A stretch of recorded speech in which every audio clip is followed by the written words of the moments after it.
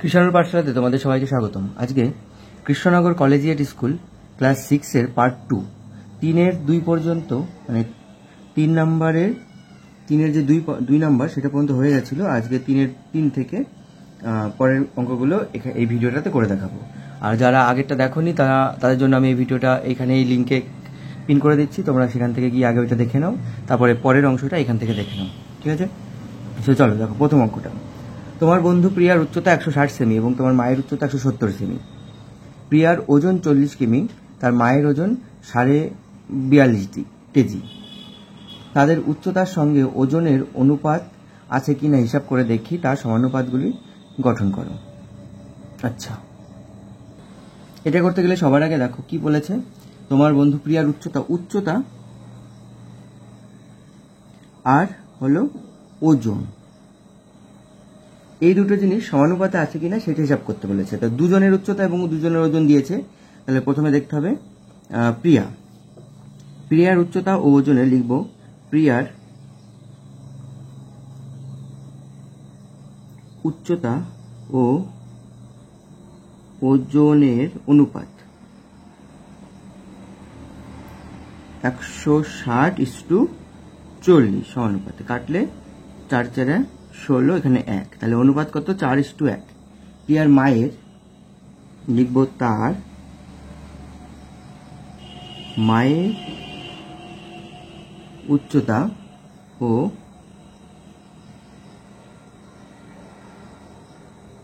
ওজনের অনুপাত কত বলেছে? 170 সেমির সাথে 42.5। ঠিক আছে, চলো আগে কি করব, 170 এই দশমিকটাকে তুলব, 42.5/10। এটা যখন এখানে তুলবো তাহলে এখানে আমি গুণ করে দিতে পারবো, বা আগে এটাকে কেটে নিই, 2 দিয়ে কাটি, 2 দিয়ে কাটলে হবে 5×8=40, 5×5=25, 85, আর হবে 170 গুণ 2টা এখানে চলে আসবে =85। 85 দিয়ে 170কে কাটে, 85 দিয়ে গুণে 170, 5 × 10, 8 × 16 আর 117, ঠিক আছে? তাহলে 2 গুণ 2 মানে 4:1। দেখো এর উচ্চতা, প্রিয়ার উচ্চতা এবং ওজনের অনুপাত 4:1, প্রিয়ার মায়েরও উচ্চতার আর ওজনের অনুপাত 4:1, অর্থাৎ কি লিখবো? দুজনের উচ্চতা এবং ওজনের অনুপাত সমানুপাতে আছে। অতএব দুজনের উচ্চতা ও ওজনের অনুপাত সমানুপাতে আছে। ক্লিয়ার? আচ্ছা, পরের অঙ্কটা দেখো, ছবি আঁকতে বলেছে। ছবিতে কি বলেছে? 52 ডিগ্রি, 52.5 ডিগ্রি, 52.5 ডিগ্রি এবং 11.5 ডিগ্রি। আচ্ছা, এইটা না 11.5 ডিগ্রি আঁকা সম্ভব না, এটা বোধহয় আমার মনে হয় এখানে ভুল আছে। এখানে এটা না হয়ে এখানে হবে 11.1 ডিগ্রি, তাহলে আঁকাটা সম্ভব হবে। আমি এই 11.1 ধরে এঁকে দেখাচ্ছি, ঠিক আছে? তাহলে প্রথমে 52.5টা এঁকে দেখো। হবে 52.5টা আগে আমরা কি করবো? একটা দাগ দেব, যে কোনো একটা দাগ দিলাম। হলো, বোঝা যাচ্ছে কি?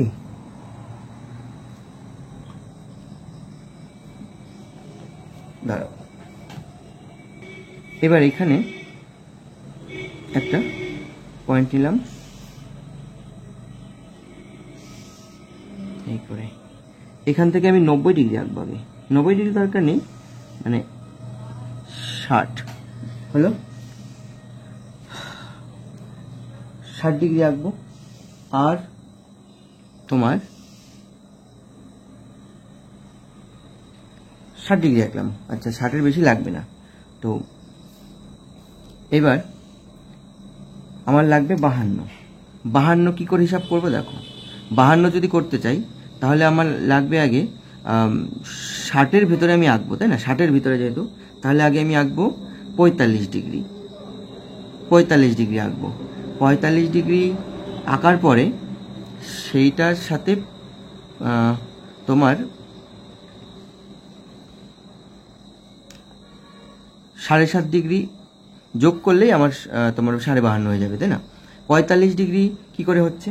45 ডিগ্রি দেখো 60, এইখান থেকে এটা 60-এর অর্ধেক কত 30, 60-এর অর্ধেক 30 আঁকবো। তাহলে এই যে পয়েন্টটা দেখলা, এই পয়েন্টটা যদি সেট করি,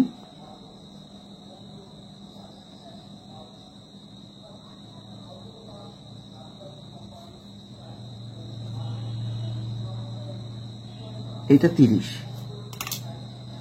তাহলে এই যে এইটুকু 60, 60-এর অর্ধেক 30, 30 আর 60, এ দেখো এইখান থেকে এইটুকু হলো, এইটা হবে 30, আর 30 আর 60-এর মাঝখানে এখানে আছে 30, এই যে এইটুকু আছে বাকি 30, তাহলে 30 30 60 হলো। এবার বাকি 30-এ তুমি এবার দেখো যদি এই 30টাকে ভাগ করি এইখান থেকে এইটুকু, তাহলে এখানে আমি 15 ডিগ্রি পাবো। তাহলে 30 আর 15 কত, 30 আর 15 হবে 5, 45 হবে। আগে 45টা করে নিই, ধরো এই পয়েন্টটাতে আমি রাখলাম, দিয়ে এবার এটাকে ভাগ করব, এটাকে ভাগ করব, দিয়ে এবার এটাকে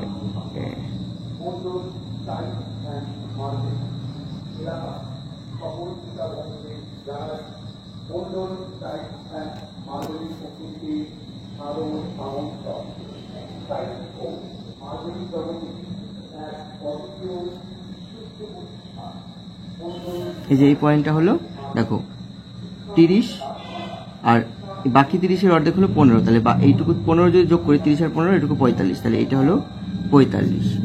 আর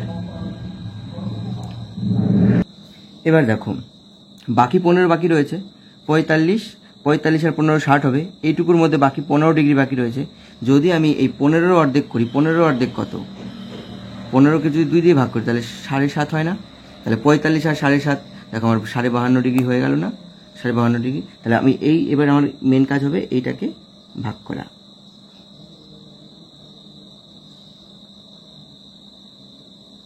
কোথায় টাচ করছে দেখো, এইখানটায়, তাহলে এইখানে যেটা টাচ করবে সেইটাই উত্তর হবে।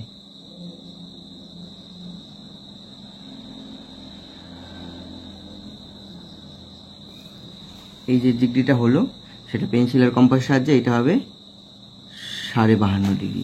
কি করে আঁকলাম, প্রথমে তোমরা তো 60 ডিগ্রি আঁকতেই পারো, মানে 60 ডিগ্রি তো আঁকো, 90 ডিগ্রি আঁকার সময় 60 ডিগ্রি তো তোমরা আঁকতেই পারো। 60 ডিগ্রিকে 2 ভাগে ভাগ করলাম, একটা হবে 30, একটা হবে 30, তাই না, 60 30 30 60।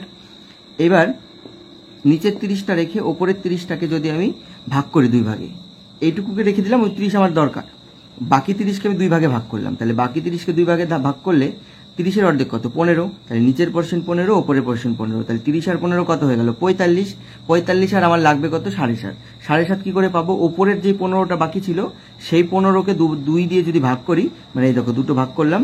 আর দুটো ভাগ করা জানো তো, যদি যেই বাহুটাকে ভাগ লাগে সেই মানে যেই কোণটা আমি তৈরি করব সেই দুটো কোণকে যদি আমি ভাগ করি, সেইটার মাথায় ধরো আমি এই 60 ডিগ্রিকে ভাগ করব, 60 ডিগ্রিকে ভাগ করলে কি হবে, এইখানে বসাবো প্লাস এইখানে বসিয়ে দুটোকে টাচ করাবো, যেই বিন্দুটা টাচ করবে সেটাই হবে 60 ডিগ্রি।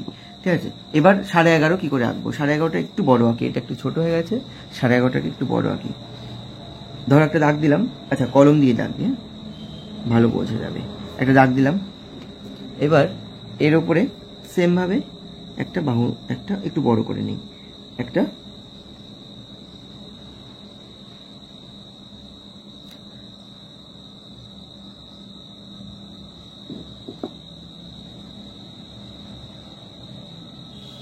এবার দেখো যেইখান এই একই মাপ, যেই মাপটা এখানে সেই মাপটা এখানে, ঠিক আছে, একই মাপে রেখে এইখানে পেন্সিলটাকে কম্পাসটাকে বসিয়ে কাটলাম 60,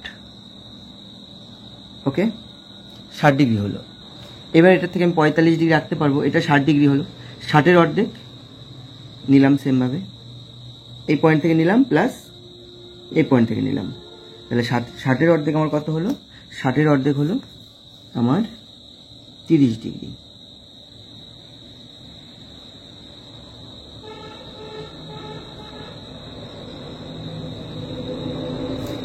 হলো। এবার 30 ডিগ্রি আমার লাগবে কত 45 ডিগ্রি, কেন আমি 30-এর অর্ধেক করলে 15 পাবো, 15 দিয়ে আমার হবে না কোনো মতেই, ঠিক আছে, তো আমার লাগবে কত 45 ডিগ্রি। 45 ডিগ্রি এবার এইখান থেকে আবার সেমভাবে 22 ডিগ্রি 15 অর্ধেক নিয়ে নেব, মানে 30-এর অর্ধেক, 30-এর অর্ধেক নিলে এইখানে এই পয়েন্টটাতে হবে আমার 45 ডিগ্রি। মেপে নেব, এটা হবে 45 ডিগ্রি। এবার দেখো 45 ডিগ্রির যদি অর্ধেক করি তাহলে কত হয়? 45-এর অর্ধেক কত বলো? 45-এর অর্ধেক 22.5 ডিগ্রি। তাহলে এখানে আমি একটা পয়েন্ট দেব, এই একটা পয়েন্ট, আর এখানে রেখে এই একটা পয়েন্ট। টাচ করলো কোথায়? এই বিন্দুতে টাচ করলো।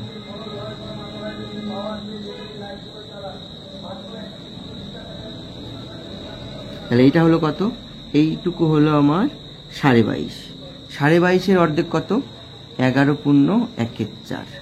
22.5-এর অর্ধেক 11/1/4। তার জন্য আমি এটাকে 11/1/4ই আঁকছি, 11/1/2 আঁকা সম্ভব নয়।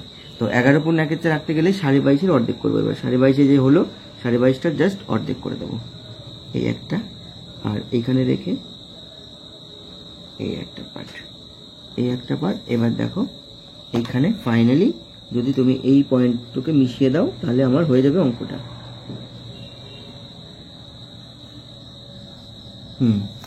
এই যে এইটা, এবার নাম দাও, ও A B C D E F. তাহলে আমি কি লিখবো? সিওবি। অতএব কোণ সিও বি সমান সমান 11/1/4 ডিগ্রি হবে।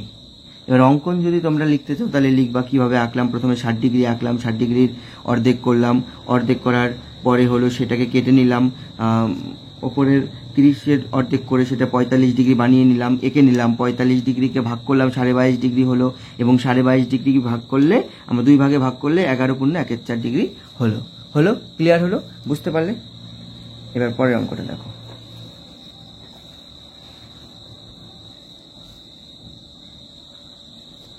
পরের অঙ্কটা স্কেল ও পেন্সিল কম্পাসের সাহায্যে 8 সেমি বাহু একটি সরলরেখা সমান 4 ভাগে ভাগ করে। ওকে, এটা বলেছে এবার 8 সেমি বাহু। আচ্ছা, আমি এইভাবে করি, 8 সেমি একটা বাহু নিতে বলেছে। পেন দিয়ে করি, তাহলে নাহলে তোমরা পেন্সিল দিয়ে ভালো বুঝতে পারবে না। তোমরা কিন্তু পরীক্ষার সময় পেন্সিল দিয়েই করবে। নাম দিলাম এবি। এবিকে কিভাবে কয় ভাগে ভাগ করব? সমান 4 ভাগে। এবি হলো 8 সেমি, 8 সেমিকে 4 ভাগে। আগে কি করব? এটাকে 2 ভাগে ভাগ করব। এই 8 সেমি হলো, এবার 2 ভাগে ভাগ করার নিয়ম কি? এই দেব, এই দেব, দিয়ে নিচে এই দেব, নিচে এই দেব, ওপরেও এই দেব, দিয়ে মাঝখানে যে পয়েন্টে টাচ করলো সেই দুটোকে যোগ করে দেব।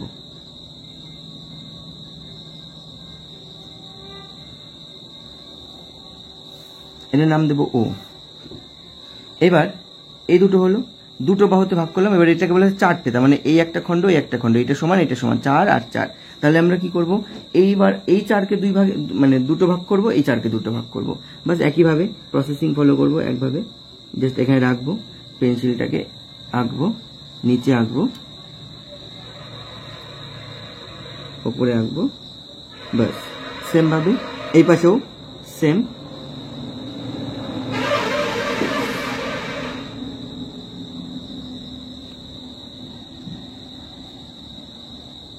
Same same. এবার জাস্ট বাহুগুলোকে যোগ করে দেব।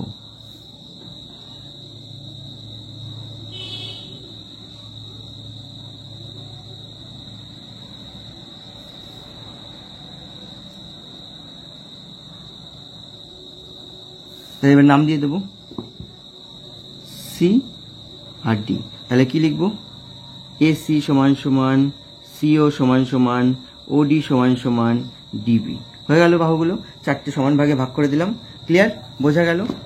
নেক্সট 6 নম্বর, 3টি ধনাত্মক সংখ্যা প্রথম আর দ্বিতীয়টির গুণফল 24 বলেছে। প্রথম আর দ্বিতীয়টি, মানে যদি আমি প্রথমটাকে এক্স ধরি, দ্বিতীয়টাকে ওয়াই ধরি, দুটোর গুণফল 24 বলেছে।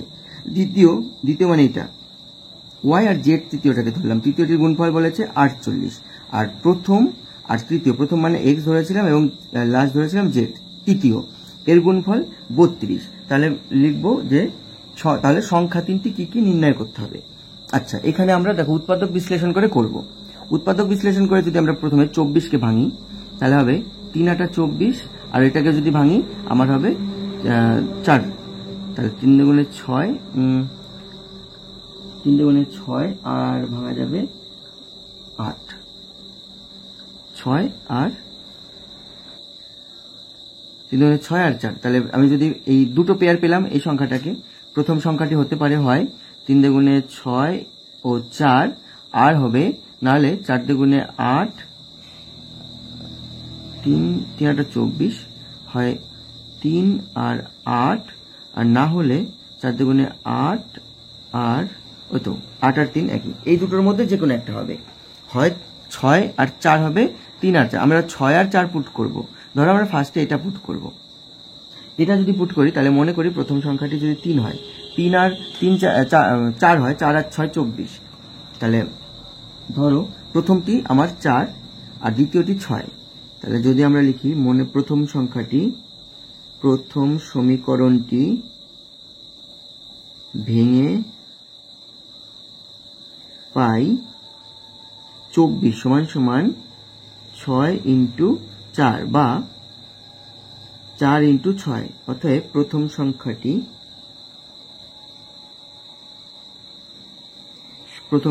4, সেকেন্ড সংখ্যাটি 6। ক্লিয়ার? এবার দেখো দ্বিতীয় নম্বর সমীকরণে, সেকেন্ড নং সমীকরণে বোঝা যাচ্ছে, সে 2 নম্বর সমীকরণে কি বলেছে যে y এখানে কত, y 6 ধরেছি, 6 সাথে কত গুণ করলে 48 হবে? দেখো 48 কে 6 তো আমার এখানে প্রথমটা তো পেয়ে গেলাম 4 6 24, দ্বিতীয়টা যদি আমি করি 6 8 48, তাহলে 6 8 48 হচ্ছে। অতএব সেকেন্ড সংখ্যাটি 6 আর থার্ড সংখ্যাটি হবে 8। এবার দেখো 3 নম্বর সমীকরণে, তৃতীয় সমীকরণে, আচ্ছা একবার ফিক্সড করে নিই, তৃতীয় সমীকরণে কত ধরেছিলাম, গুণ করে 32 হতে হবে। তাহলে তৃতীয় সমীকরণে বলেছিল প্রথম আর তৃতীয়, প্রথম কত হলো আমার, প্রথম হলো 4 আর তৃতীয় কত হলো 8, 4টা 32। দেখো সবগুলো সমীকরণ মিলে গেল। তাহলে সংখ্যাটি আমার কি হলো, ফার্স্ট সংখ্যাটি হলো আমার 4, সেকেন্ড সংখ্যাটি হলো 6 আর থার্ড সংখ্যাটি হলো কত, 8। এইভাবে যদি ধরো তাহলে প্রত্যেকটা মানে অঙ্ক এই উত্তরটা মিলে যাবে। ঠিক আছে, এইভাবে বের করে দিলাম, তোমরা এইভাবে করবে। চলো নেক্সট অঙ্কতে দেখো 6 নাম্বার 7 নাম্বার 7 হবে, 3 7। তোমার বাবার পরিবারের মোট মাসিক খরচের 4750 টাকা খাওয়ার জন্য ব্যয় হয় এবং অন্যান্য খরচ হয় 5900 টাকা। যদি খাওয়ার খরচ 12% বৃদ্ধি পায় এবং অন্যান্য খরচ 9% হ্রাস পায় তাহলে মোট খরচ বাড়বে না কমবে হিসাব করো। ওকে, প্রথমে দেখো তোমাদের পরিবারের মোট মাসিক খরচ মানে মাসে 4750 টাকা খাওয়ার জন্য ব্যয় হয় এবং অন্যান্য খরচ হবে 5900 টাকা। এবার এদিকে খাওয়ার খরচটা বেড়ে যায় আর ওদিকে অন্যান্য খরচ যেটা ছিল সেটা 9% কমে যায়। তাহলে শতকরার অঙ্ক 100, খাওয়ার খরচ লিখবো প্রথমে, খাওয়া খরচ 100 টাকায় 12 টাকা বৃদ্ধি পেলে হবে কত বলো তো? 100 টাকা যদি 12 টাকা বৃদ্ধি পায় তাহলে 112 টাকা হবে না, 112 টাকা। অতএব শর্তানুযায়ী 100 টাকায় 112 টাকা হয়। এবার আমার কত টাকা ছিল, 4750 টাকায় কত হচ্ছে বের করতে হবে। সমানুপাত, অতএব সমানুপাত করলে 1 1 2 নিচেরটা উপরে উপরেরটা নিচে, 4750 বাই 100, এই শূন্য কাটলাম আর এই 5 দিয়ে কাটছি, দেখো লাস্টে 5 আছে দেখেই বুঝলাম যে 5 দিয়ে কাটবে, তাই এটাকে 5 দিয়ে কাটলে 10 আর এটাকে 5 দিয়ে কাটলে 5 নং 45 46 47, মানে 2 হাতে থাকছে, 5-এর আগে 2 বসে গেলে 25, 5 5 25। এবার 2 দিয়ে তো এটা যায় না, এটা যাবে, এটা গেলে কত হবে, এটা গেলে হবে 6 দুগুণে 12 আর হবে 5 দুগুণে 10 আর হাতে রইল 1, 6 দুগুণে 12, 56 আর 95, 56 আর 95 গুণ করব। গুণ করে দেখো, এটা গুণ করে হবে 5300 20 টাকা। তার মানে আমার খরচ বৃদ্ধি পেয়ে আগে ছিল এত টাকা, মানে 4750 টাকা, এখন হচ্ছে 5320 টাকা। আর ওইদিকে আরেকটা সমীকরণ আছে যেটাতে তোমার 9%, কিন্তু বাদ বাকি খরচগুলো কমেছে। সেই হিসাবটা করতে গেলে এবার লিখবো অন্যান্য খরচে, অন্যান্য খরচ 9% কমলে 100 টাকায় হয়, 100 টাকায় হয় কত? 9% কমলে হবে 91 টাকা। ক্লিয়ার হলো? এবার দেখো 100 টাকায় 91 টাকা হলে 5900 টাকায় কত হবে? টাকায় কত টাকা হবে? তাহলে 91 ইন্টু 5900/100, এই দুটো কেটে গেল।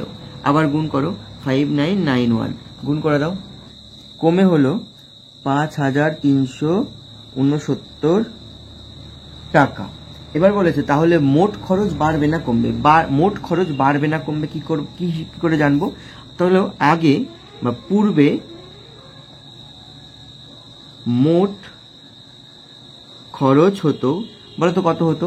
এই যে আগে মানে তোমার খাওয়ার জন্য 4750 টাকা এবং অন্যান্য খরচ 5900 টাকা, তাহলে মোট কত হতো? 4750 টাকা মানে খাওয়ার খরচ এবং অন্যান্য খরচ মিলেই তো মোট হবে। তাহলে 5900 যোগ 4750, এটা তো আগে মোট খরচ হতো না? 27 7 14 15 16 নামে 6, 5 আর 5 10, 10,650 টাকা আগে হতো। আর বর্তমানে কত হচ্ছে? বর্তমানে খরচ হবে বা হচ্ছে, এখানে কত বের করলাম? 5320, আর এখানে হলো 5369। যোগ করে দাও, 9, 6 আর 2 6 7 8, 3 আর 3 6, 5 আর 5 10, 10,689 টাকা। তাহলে দেখো 10,650 টাকা আগে খরচ হতো, এখন 10,689 টাকা বর্তমানে খরচ হচ্ছে। তাহলে কোনটায় খরচ বাড়বে? খরচ বাড়ছে না কমবে? তাহলে মোট খরচ বাড়বে না কমবে? মোট খরচ বেড়ে যাচ্ছে এখন। তাহলে লিখবো বর্তমানে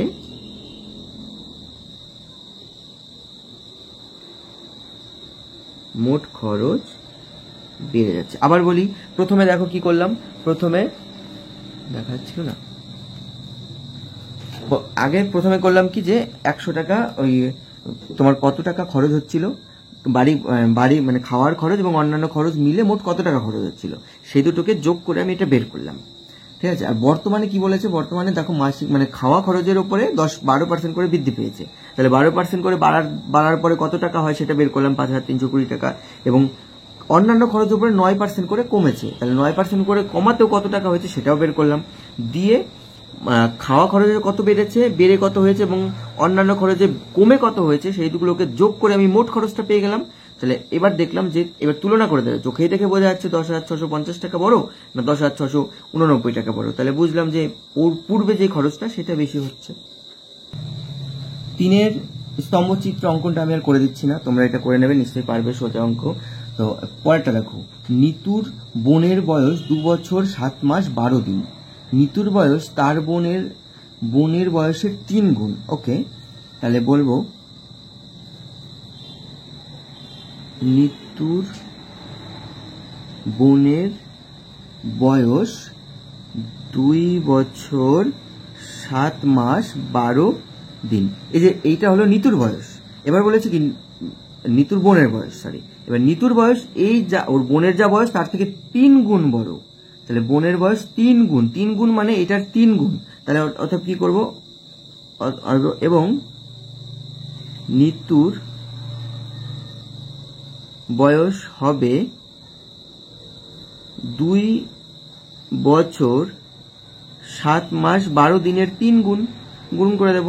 তাহলে 3 গুণে 6 বছর, 3 7 21 মাস, আর 3 12 36 দিন। প্রথমত দেখো দিন 30 দিনের বেশি হতে পারে না। কেন হতে পারে না? কারণ 30 দিনে 1 মাস। তাহলে 30 দিন যদি আমি এখান থেকে কেটে দেই তাহলে থাকে 6 দিন। আর এই 1 মাসটাকে যে 30 দিন কেটে দিলাম, 30 দিন কেটে আমি 1 মাস করে এখানে নিয়ে আসলাম, হয়ে গেল 22 মাস। কিন্তু 22 মাসও কি থাকতে পারে? থাকতে পারে না। কেন কিনা 12 মাস করে 1 বছর হয়ে যায়। তাহলে দেখো 12 মাসে 1 বছর, 12 দুগুণে 24, তাহলে 2 বছরের থেকে কম হচ্ছে, তার মানে আমি 12 এখান থেকে বিয়োগ দিয়ে দেবো। 12 যদি বিয়োগ দিয়ে থাকছে এখানে 10, এখানে থাকছে 1, 10 মাস থেকে যাচ্ছে। আর এই 12টা বিয়োগ দিলাম, সেখানের জন্য 1 বছর এখানে নিয়ে আসলাম, তাহলে এখানে 7 বছর। তাহলে উত্তর কি হলো? 7 বছর 10 মাস 6 দিন নিতুর বয়স। ক্লিয়ার হলো? পরে দেখো একটা অঙ্ক বাকি রয়েছে, সরলের অঙ্ক। সরলটা করে দেবো। টেলিমার্কের অঙ্কটা তোমরা করে নেবে, ঠিক আছে? পরিসংখ্যানে সাজিয়ে টেলিমার্ক করবে। টেলিমার্কে সাজাতে হয়, দেখো 5-এর বেশি হয়ে গেলে 1 2 3 1 2 3 4 করে দাগ দেওয়া, দিয়ে 5-এর বেশি হয়ে গেলে 5 দিয়ে কেটে দেবা, এরকম দিয়ে আবার 5 হলে এরকম 4টে দিয়ে একটা 5 এবার দাগতে হয়। আবার যদি 6 হয় তাহলে পরে আরেকটা দাগ হবে, এরকম করে হবে। তোমরা তো সেসব জানো, তোমরা সাজিয়ে নেবা। আমি পরেরটা করে দিচ্ছি, সরল করো। 1 বিয়োগ 1-এর 2 ভাগ 2, 1-এর 2, 1-এর 2, 1-এর 3, 1-এর 6 দাগ আছে, এইটুকুর উপরে দাগ আছে। আচ্ছা, তাহলে আমরা দাগ যেটুকু দেওয়া আছে সেটাকে আগে করব, বাকি অংশটাকে রেখে দেব, যা আছে তাই লিখব, ঠিক আছে? 2 মাইনাস 1-এর 2, এটাকে 1-এর 2টাকে রেখে দেবো, মাইনাসটাকে রেখে দেবো, কারণ মাইনাসের উপরেও দাগ নেই, তার মানে এটা আমি প্লাস ধরে নেবো। তাহলে 3 আর 6 লসাগু কত? 3 আর 6 লসাগু 6। 3-এর সাথে কত গুণ করলে 6 হবে? 2 গুণ করলে। 2 গুণ এর সাথে করবো, সেই 2 গুণটা এর সাথে করবো। 2 1-কে 2 মাইনাস 1, 6-এর সাথে কত গুণ করলে 6 হয়? 6 1, সেই একটা এর সাথেও করবো, হলো? বাস। আবার সেম দেখো, অনেকগুলো লাইন হবে। 1-এর 2 ভাগ 2 মাইনাস 1-এর 2। এবার দেখো, এটা যদি করি আমি, 6 আর 2 এর লসাগু কত? সেই 6 হবে। 2 এর সাথে কত গুণ করলে 6 হয়? 3 গুণ করলে। আর মাইনাস দেবো, 2 এর সাথে 1 বিয়োগ করলে 1 হতো, 1। এবার দেখো পরের লাইনটা করবো। পরের লাইন দেখো, এর সাথে এর সম্পর্কটা এবার করে নেবো। এরটা হলো গুণ 1 মাইনাস এত 1-এর 2 ভাগ 2 মাইনাস 1-এর 2 গুণ 3-এর থেকে 2 1 বাদ গেলে হবে 2 6, এই 2 এই 2 কেটে গেল। তাহলে এখানে থাকলো কত? এখানে থাকলো 2 মাইনাস 1-এর 6, 2 মাইনাস 1-এর 6, ঠিক আছে? এখানে দেখো এই টোটালটা মিলে কত থাকলো? 1-এর 6 থাকলো, কেন এই 2 কেটে গেল, উপরে 1 থাকলো, নিচে 6 থাকলো। ওকে, এবার পরের লাইনে করব। এখানে 1-এর 2 ভাগ এই 6, আর 2 এর নিচে কিছু নেই, মানে 1 আছে। তাহলে 6-এর সাথে লসাগু নিচে 6, তাহলে 2 এর সাথে 1-এর সাথে লসাগু এদের 6, 1-এর সাথে কত গুণ করলে 6 হবে? 6 গুণ করলে। সেই 6 এখানে যদি 6 গুণ করি, উপরেও 6 গুণ করবো, 6 গুণে 12 মাইনাস এখানে 6-এর সাথে উপরে তো কিছু নেমে 1 ছিল, 1টা থাকবে, হলো? এবার দেখো 1 মাইনাস 1-এর 2 ভাগ, এটা গুণ হয়ে যাবে, ওই নিচেরটা ওপরে আর ওপরেরটা নিচে, 12 থেকে 1 বাদ দিলে 11, এটা কাটবে, 3 হবে, হলো? এবার দেখো সমান সমান 1 দিয়ে থার্ড ব্র্যাকেট, উপরে কত আছে? 3, নিচে 11, 3-এর 11 লিখলাম। এবার দেখো এদের লসাগু, ব্র্যাকেটটা ধরো তুলেই দিলাম, 11, 1-এর নিচে কিছু নেই, মানে 1 আছে, লসাগু 11। তাহলে 1-এর সাথে কত গুণ করলে 11 হবে? 1-এর সাথে 11 গুণ করলে 11 হবে। সেই 11টা আবার ওপরে এর সাথে গুণ দেবে। তোমরা জানো তো ভগ্নাংশের যোগ বিয়োগ গুণ ভাগ, সেটাই করছি। যদি না জানো তাহলে আমাকে অবশ্যই কমেন্টস করবে, আমি একটা আলাদা ভিডিও বানিয়ে তোমাদের ভগ্নাংশের যোগ ভাগ শিখিয়ে দেবো, ঠিক আছে? এবার মাইনাস 3, তাহলে 11 থেকে 3 বাদ দিলে কত যাবে? 11 থেকে 3 বাদ দিলে হবে 8, 8 9 10 11, 8-এর 11। এই হয়ে গেল তোমাদের অঙ্কটা। আচ্ছা, এই 11 নম্বর, মানে এই ছিল 12 নম্বর স্কুলের, কৃষ্ণনগর কলেজিয়েট স্কুল ক্লাস 6-এর 12 নম্বর স্কুলের অঙ্কগুলো সবগুলো। এর আগে একটা পার্ট ছিল, এটা অনেক বড় ভিডিও হয়ে যাবে বলে আমি 2টো পার্টে করলাম এটাকে। বাকি 3-এর 2 থেকে এই ভিডিওটাতে করে দেখানো হলো। তোমরা অবশ্যই দেখবে এবং দেখলে বুঝতে পারবে। আর যদি কোথাও না বুঝতে পারো আমাকে কমেন্টস করবে, এবং যদি কোনো চ্যাপ্টারের উপরে বা টপিকের উপরে তোমাদের ভিডিও লাগে অবশ্যই আমাকে কমেন্টস করে জানাবে। আর যদি আমার চ্যানেলকে এখনো পর্যন্ত সাবস্ক্রাইব না করো তাহলে অবশ্যই সাবস্ক্রাইব করবে।